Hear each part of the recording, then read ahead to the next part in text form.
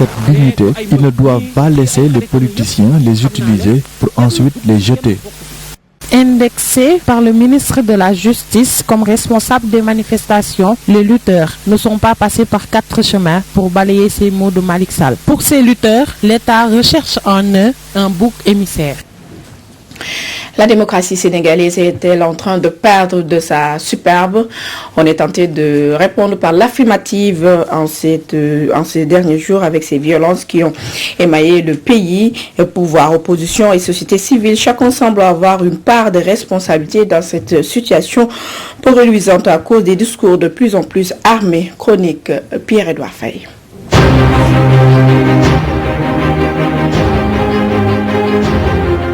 Le Sénégal est l'un des pays africains dont la culture démocratique n'est plus à démontrer.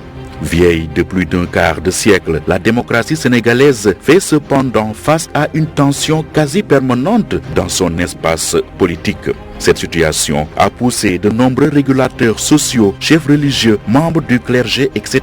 à tirer la sonnette d'alarme afin de ramener la mosquée au milieu du village. Cette tension qui électrise perpétuellement la scène politique, surtout en cette veille d'élection, trouve sa source essentielle dans la posture des différents protagonistes. Les gouvernements qui se sont succédés au Sénégal ont tous usé, parfois abusé des moyens que l'État leur confère, force de l'ordre, lois et règlements, entre autres, afin de contrer les activités politiques, syndicales ou citoyennes qui leur sont défavorables. D'Abdou Diouf à Macky Sall, la posture est la même, tenter de restreindre la liberté de manifester ou plus généralement la liberté d'expression. Si ce n'est pas le refus pur et simple de demande d'autorisation ou de déclaration selon la Constitution, c'est la répression violente et disproportionnée de la manifestation. De l'autre côté, il y a une opposition de contestation au lieu d'être une force de proposition. Même si son apport dans la démocratie sénégalaise est inestimable, l'opposition de contestation a été vulgarisée principalement par Abdoulaye Wade durant les 26 ans en tant qu'opposant. Mais Abdoulaye Wade a excellé dans ce type d'opposition jusqu'à son accession à la magistrature suprême grâce à la marche bleue. Aujourd'hui, la quasi-totalité de l'opposition semble être convaincue que c'est par la contestation qu'elle arrivera à défaire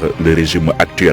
Pour ce faire, elle a presque systématiquement recours à la marche, à la violence verbale, à la critique agressive. Le choix de ce type d'opposition, au lieu de la confrontation d'idées, contribue pour beaucoup à l'installation de la tension politique dans le pays. Entre le pouvoir et l'opposition, il devait y avoir la société civile qui, de par sa posture de défenseur des intérêts de la société, pourrait servir de tampon